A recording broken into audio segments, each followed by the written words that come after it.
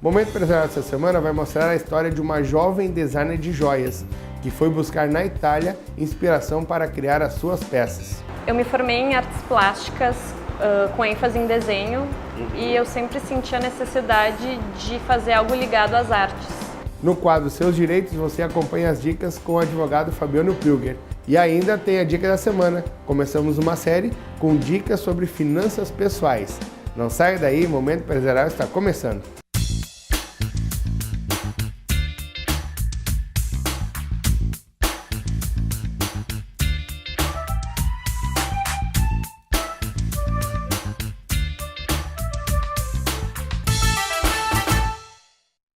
Olá, o Momento Empresarial de hoje começa mostrando o bate-papo com a designer de joias Janaína Hartz Alves. Ela buscou na Itália inspiração para criar a sua coleção. Acompanhe.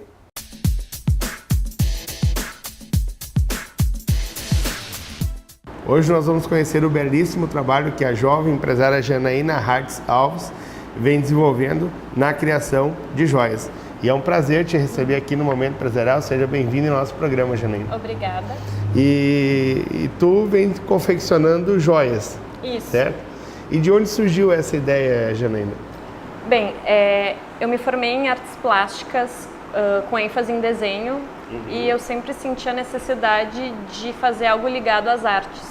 Como estava um pouco em dúvida em seguir com o desenho, resolvi viajar. Na verdade, antes da viagem, eu queria fazer algum curso que fosse direcionado para o meu futuro trabalho. Então, eu acabei encontrando um curso na Itália que era de ourivesaria e incrustação de pedras. Então, assim, olhei o curso, olhei o currículo e acabei gostando de imediato e resolvi fazer o curso lá mesmo. E o teu curso na faculdade, lá tu viu que não era bem aquela área que tu gostarias de seguir, Janaína? Não, na verdade, assim, as artes plásticas digamos, ou tu parte para a área da licenciatura ou para a área, digamos, de ser propriamente o artista. Acho que naquela época eu não me sentia assim tão apto a fazer nenhuma das duas opções, das duas escolhas, então eu queria alguma coisa que agregasse mesmo as artes aplicadas, a arte propriamente dita. Então, como eu sempre fui dos trabalhos manuais, assim, daquela coisa mais física, de colocar a mão na massa, então eu fiz montagens de bijuterias, então, durante o curso. Então, quando eu li sobre o currículo desse curso na Itália, eu resolvi que, bom, era aquilo que eu queria tentar fazer e no fim deu certo, né? É mesmo. E aí, que ano que tu esteves na Itália, tu lembra ou não? Eu tive em 2007 e todo 2008. É que eu fui duas vezes, né? Daí eu fui, primeira vez fiquei 6 meses, da outra vez fiquei 1 ano e 3 meses. E lá na Foram Itália, 2 etapas do curso. E esse curso tinha outros brasileiros ou não? No momento em que eu fiz, só tinha eu de brasileira, mas daí outros colegas de várias partes do mundo, da Colômbia, dos Estados Unidos, mesmo do interior da Itália, então assim, tinha de várias partes, da Espanha. E a Itália, ela é um polo referência nesse tipo de segmento ou não? Ou por que tu optou em ir para a Itália? Eu optei pela Itália. A Itália, na verdade, ela nesse aspecto das joias, ela é mais tradicional. Que nem eu sempre tive conhecimento de que a Espanha seria algo em relação às joias muito mais moderno. Mas quando tu aprende uma coisa desde o início, acho que tem que primeiro aprender pela tradição para depois tu poder desconstruir. Então, queria fazer mais pelo que era do tradicional para depois poder fazer o moderno ou alguma coisa mais... pirar um pouco nas minhas criações. Sim. Assim. E o curso, ele era um curso teórico, um curso prático? Em que idioma que ele era ministrado também? Porque tem esse fator aí. Ele era totalmente prático, assim. Tanto que eu quase não tive apostilas. Era em italiano, então como eu já tinha feito um cursinho muito rápido, assim...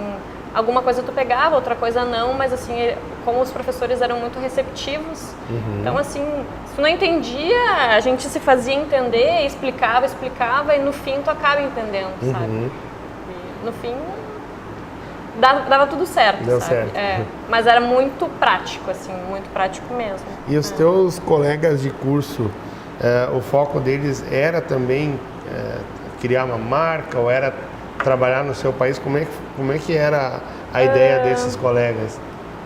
Tinham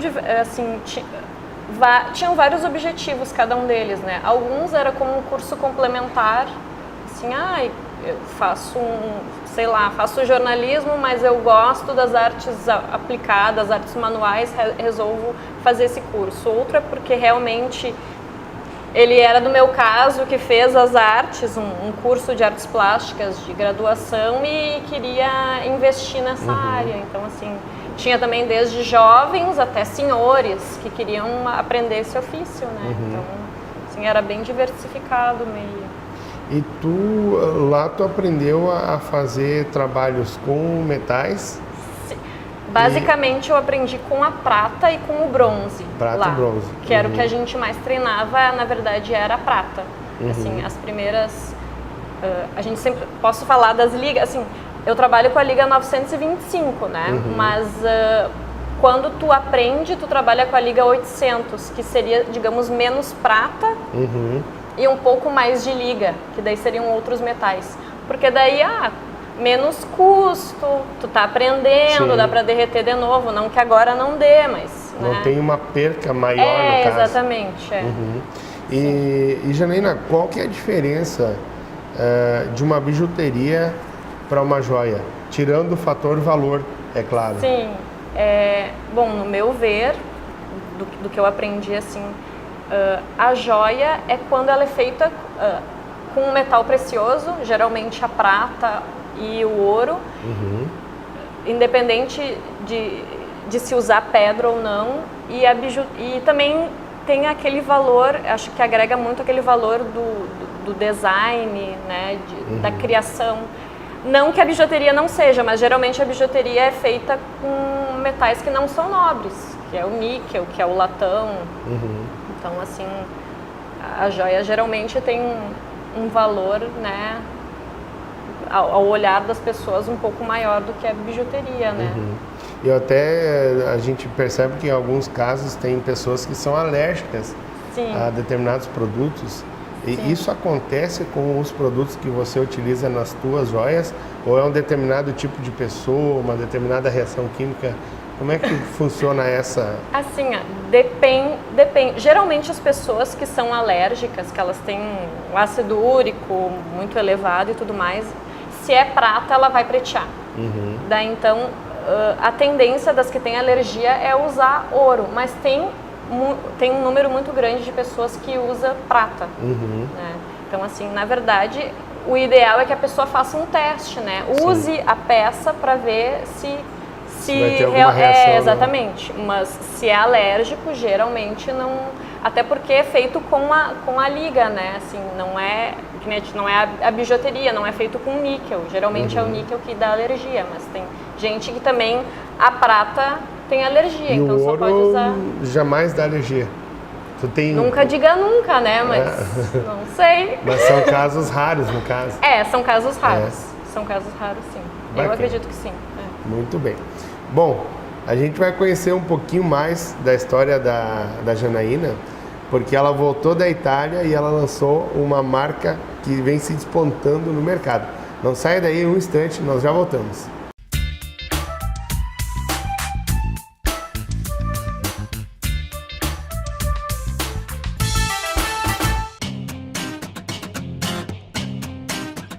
Com Zapar, você dá vida ao mundo ao seu redor, desbloqueando conteúdos escondidos.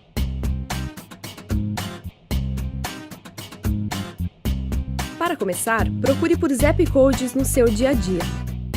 Em seguida, aponte seu dispositivo para eles e comece a zapear. Então, o que você está esperando?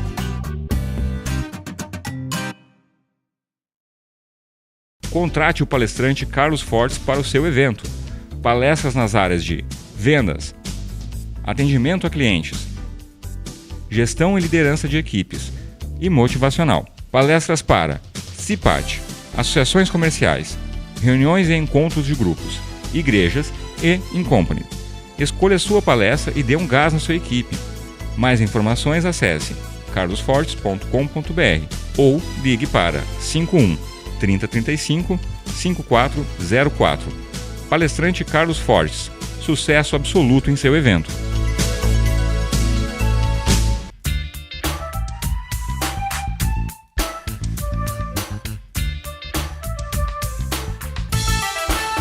Estamos de volta agora para continuar conhecendo então a história da empresária Janaína Hartz Alves. Ela que, após a volta da Itália, criou a marca de joias Alma Gesto. E essa marca já está há quanto tempo no mercado, Janaína? Mais ou menos uns 3 anos, digamos 3 anos. assim. Na verdade, quando eu voltei da Itália, eu não trabalhei direto não lancei direto a marca. Eu trabalhei um pouco em casa e com a dificuldade de achar um local para fazer a minha função das peças. Então eu acabei encontrando empresas e outros lugares e no fim também trabalhei um pouco dentro de uma empresa que me ajudou a aperfeiçoar, né, o meu ofício e senti a necessidade daí de fazer, de lançar a marca, né? Assim, mas tu veio com essa ideia da Itália de criar a marca ou não? Sim. Veio?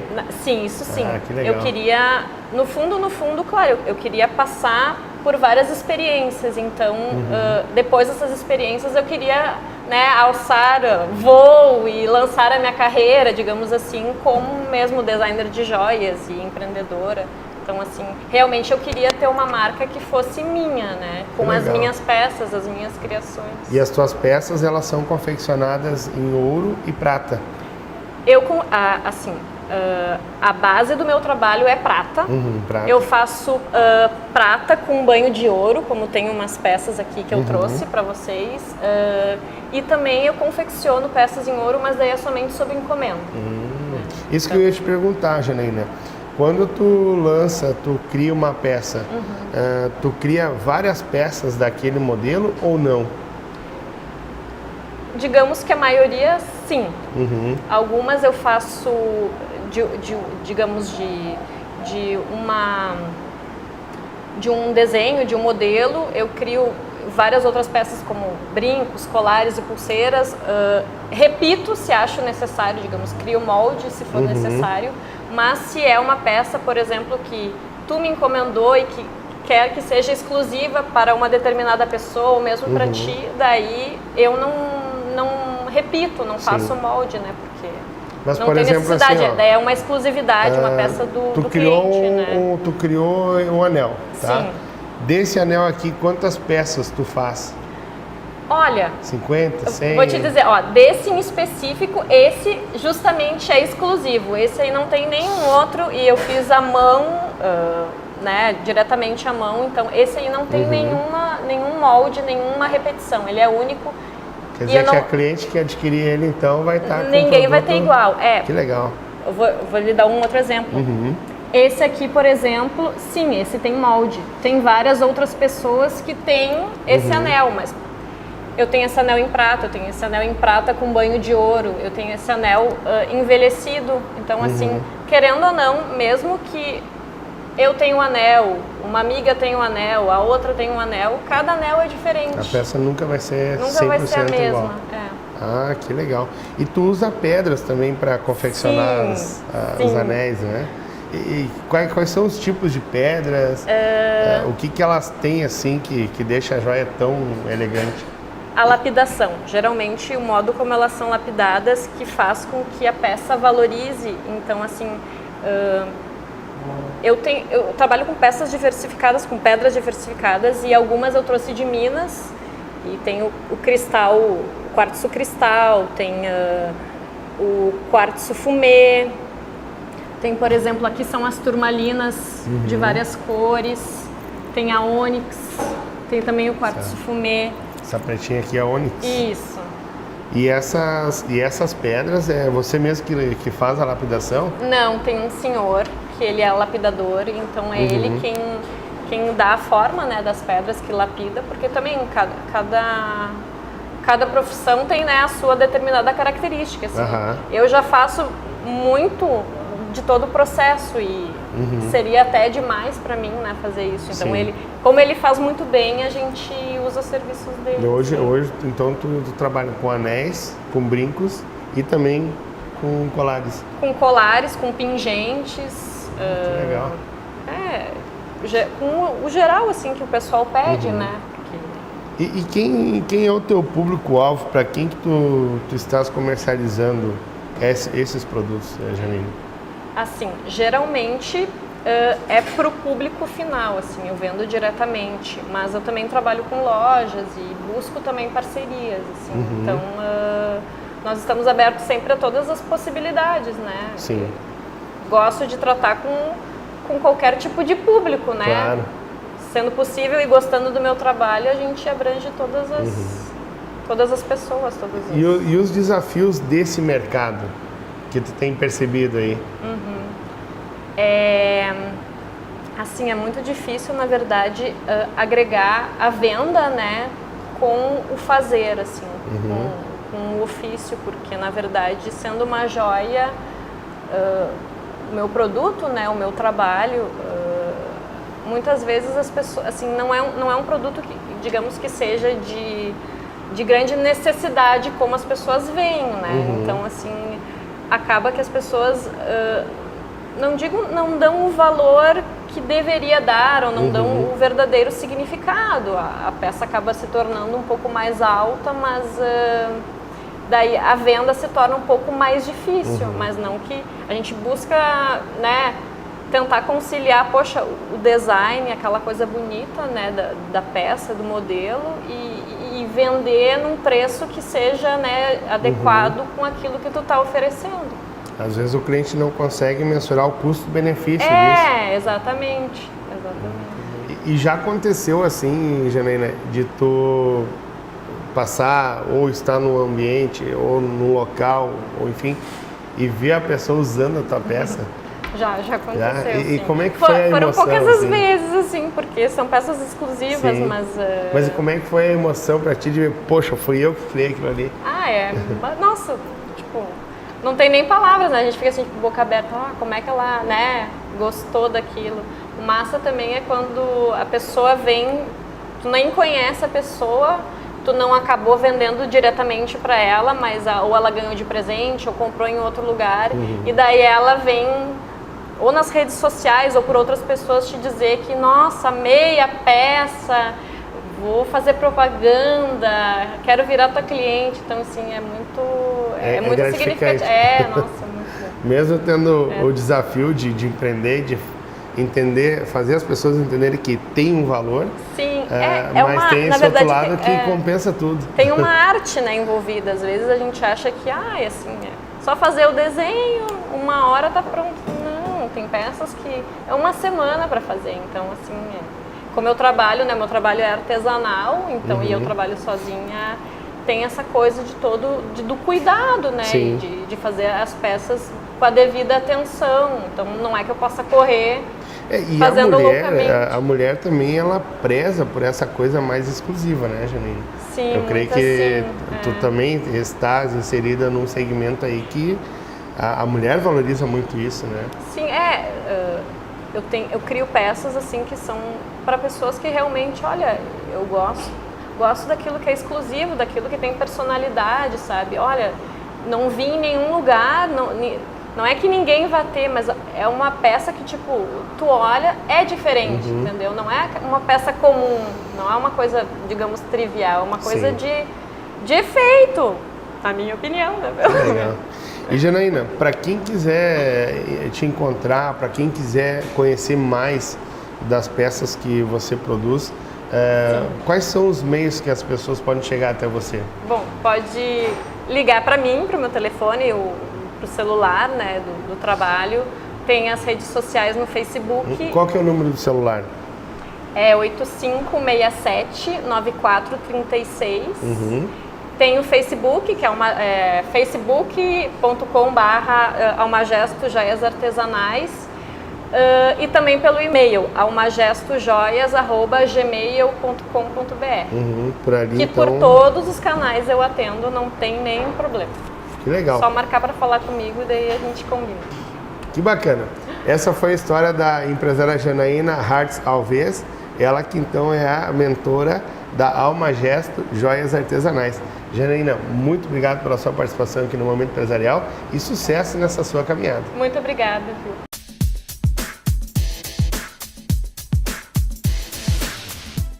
Olha que legal o trabalho da Janaína, desejo sucesso para ela e que sua marca venha a crescer muito e muito mais. Você confere agora no quadro Seus Direitos, a dica com o advogado Fabiano Pilger.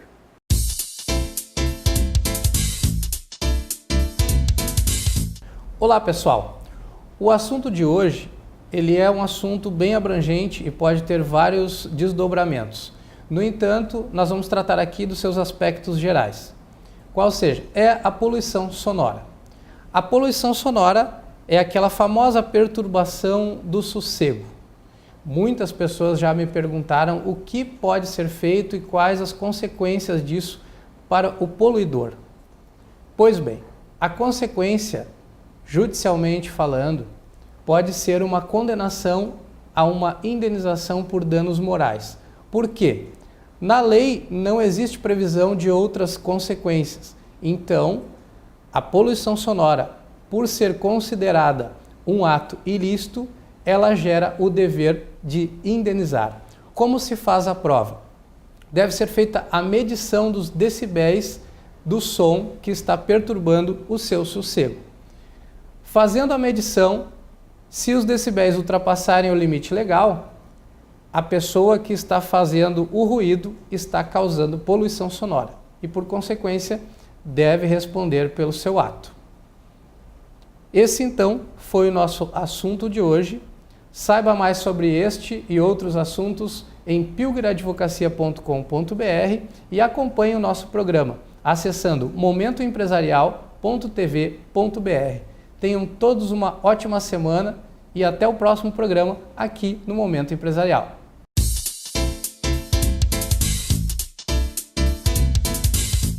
Acompanhe o nosso trabalho ao longo da semana pelo nosso canal no YouTube. Acesse lá youtube.com/Momento Empresarial com Carlos Fortes e clique em inscrever-se. Para você que ainda não acessou o site do nosso programa, acesse momentoempresarial.tv.br. A seguir, você confere a dica da semana. Não saia daí, é em um instante.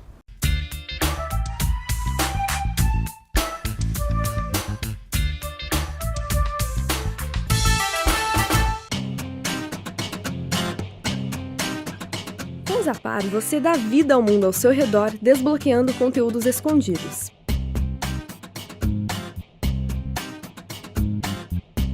Para começar, procure por Zap Codes no seu dia a dia. Em seguida, aponte seu dispositivo para eles e comece a zapear.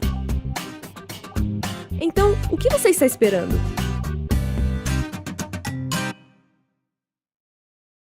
Internet de qualidade tem que ter informação, velocidade, tecnologia, rentabilidade e conectividade. Conheça a Connection Telecom, internet de qualidade para sua empresa. Além de velocidade e fidelidade no envio e recebimento de dados, oferece soluções em link dedicado, última milha, conexão entre filiais e link para CFTV. E tudo isso com suporte técnico 24 horas por dia. Connection Telecom é internet corporativa do seu jeito. Ligue 30970595. Contrate o palestrante Carlos Fortes para o seu evento. Palestras nas áreas de vendas, atendimento a clientes, gestão e liderança de equipes e motivacional. Palestras para CIPAT, associações comerciais, reuniões e encontros de grupos, igrejas e in-company. Escolha sua palestra e dê um gás na sua equipe. Mais informações acesse carlosfortes.com.br ou ligue para 51 3035 5404. Palestrante Carlos Fortes, sucesso absoluto em seu evento.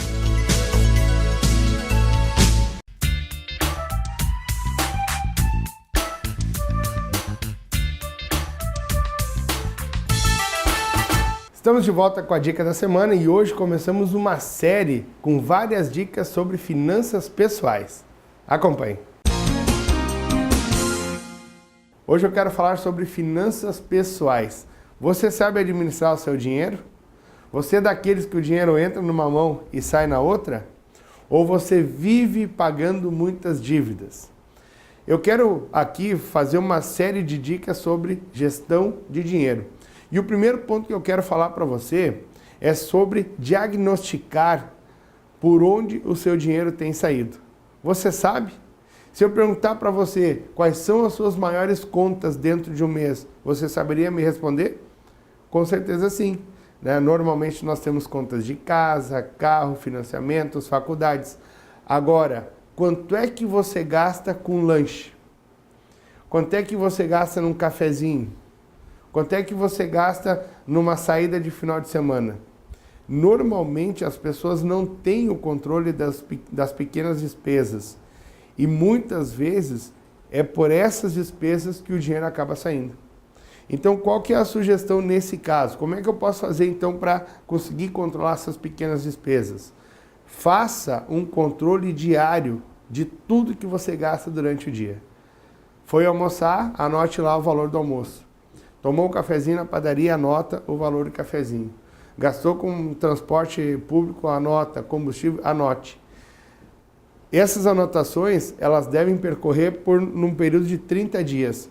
A partir daí, você vai ter condições de jogar essas informações de uma planilha e, a partir dessa planilha, você consegue fazer uma análise e identificar por onde o seu dinheiro tem saído.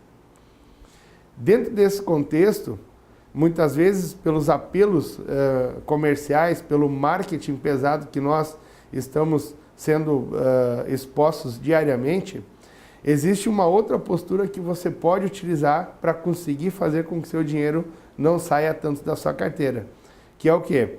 Você vai passear no shopping no sábado à tarde. Você não foi com o objetivo de comprar nesse shopping.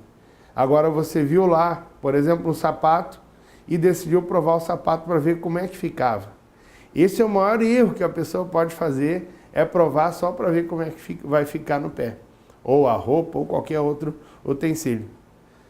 E aí, o sapato caiu como uma luva, principalmente falar para as mulheres, né, que tem um pouco mais de impulsão na hora de adquirir um produto. O sapato caiu como uma luva, mas você não saiu de casa preparado para comprar o sapato. Então faça a seguinte pergunta: eu preciso?